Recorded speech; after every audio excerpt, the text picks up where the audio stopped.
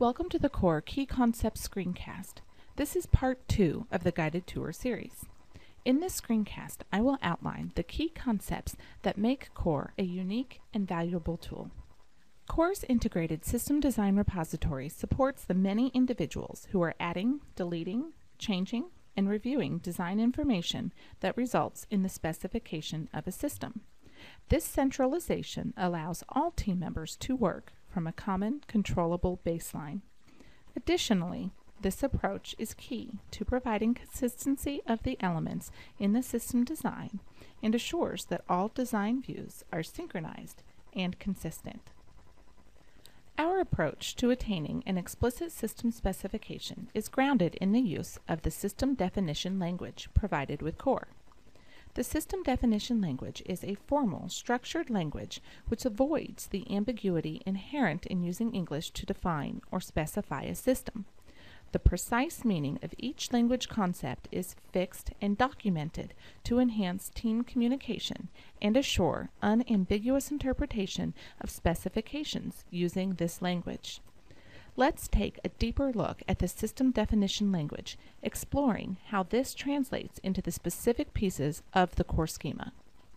Elements correspond to nouns in English. Elements define objects and serve as the basic units in the system repository. Core groups these elements into one of several classes, such as components and functions, in the system repository.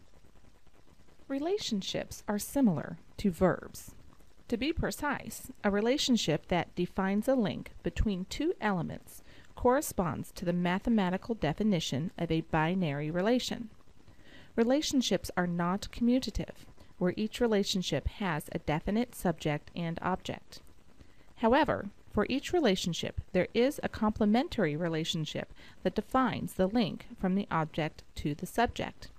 For example, when you allocate a function element to a component element using the allocated to relationship, Core automatically creates the performs relationship, linking the elements in the reverse direction.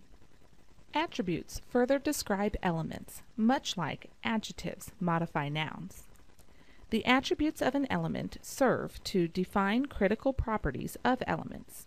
For instance, attributes of a component would include the component number and component type.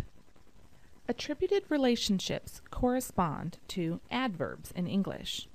The attributes of a relationship serve to define critical properties of the relationship. For instance, attributes of a consumes relationship would include the quantity being consumed. Structures provide specification of semantically explicit system control constructs such as concurrency, iteration, loop, multiple exit, replication, selection, and sequences. Using this explicit notation, the behavior of the system can be validated and shown to be executable using CoreSim. CoreSim dynamically interprets a behavior model, so the simulation is always synchronized with the current model contained in the system design repository. In Core, the system definition language is referred to as a schema. This diagram illustrates a subset of the basic schema, showing some of the primary systems engineering classes and relationships between them. Core dynamically generates diagrams directly from the system design repository, ensuring that they are consistent with current design details. A change made in any view changes the design information in the repository, and conversely, a change made to the database is automatically reflected in the views. Core delivers a mixture of structured and object representations, enabling you to satisfy the specific needs of your project. These diagrams permit system models to be viewed in as many layers of abstraction as necessary to understand the model. The entity relationship diagram displays the element and its relationships to other elements. The hierarchy diagram graphically displays several layers of relationships between elements on a single diagram. These relationships include functional, physical, and traceability hierarchy views. The requirements diagram shows system requirements and their relationships to logical and physical components of the solution.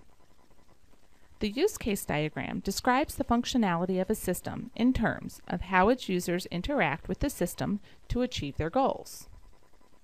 The functional flow block diagram shows functional flow, including control logic.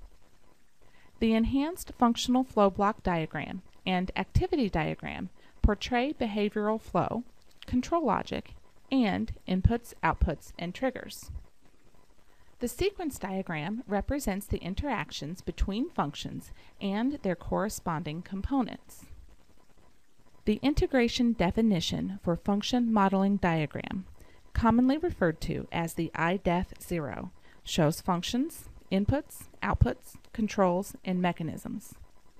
The N-squared diagram displays functions and their internal and external inputs and outputs in a matrix format. The block definition diagram shows composition and classification of the physical architecture.